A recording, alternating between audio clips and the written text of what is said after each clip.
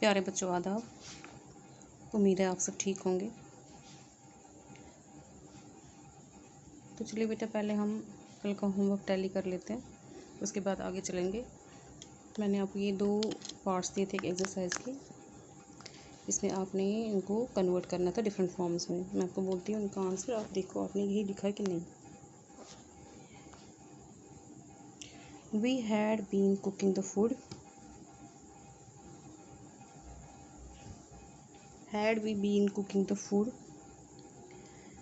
we had not been cooking the food, had we not been cooking the food, hadn't we been cooking the food, we had been cooking the food, hadn't we. You had been visiting your cousins, had you been visiting your cousins. You had not been visiting your cousins, had you not been visiting your cousins.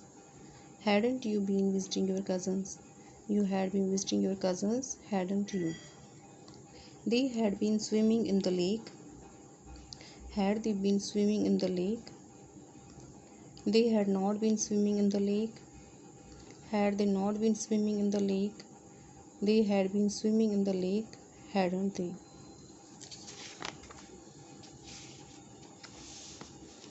चलिए अब ये दूसरा है, इसमें आपने fill करना है ये past perfect continuous. You had been cleaning the stove, she had not been coming regularly, had they not been counting on you, we had not been looking for shoes, had it not been snowing that day. I had not been shopping for groceries, had he not been listening to the news. They had not been intending to drive far, had we not been leaving on time. Had you been expecting that. They had been watching television, he had not been waiting long when the bus arrived. ठीक है, ये आपका कल का homework.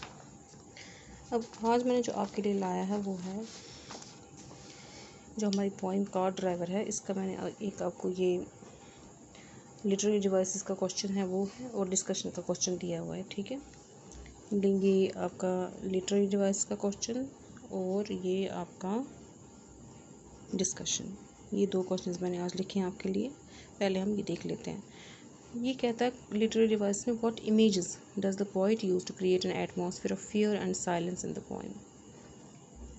Images मतलब ख्याली शक्लें।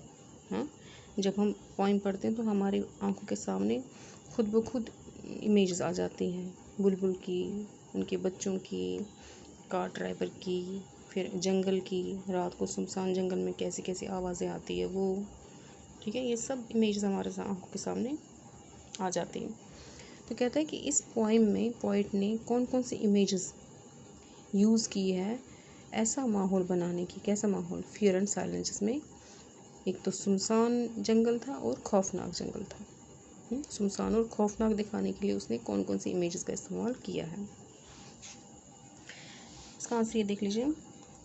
An atmosphere of fear and silence is created by the following images in the poem. एक ऐसा माहौल जिसमें डर और खामोशी हो, वो इस पोएम में इन इमेजेस के थ्रू क्रिएट किया गया है। Fearful silence of the forest, सबसे पहले खौफनाक खामोशी इसकी जंगल की। Ears picking to pick some sound, picking to prick,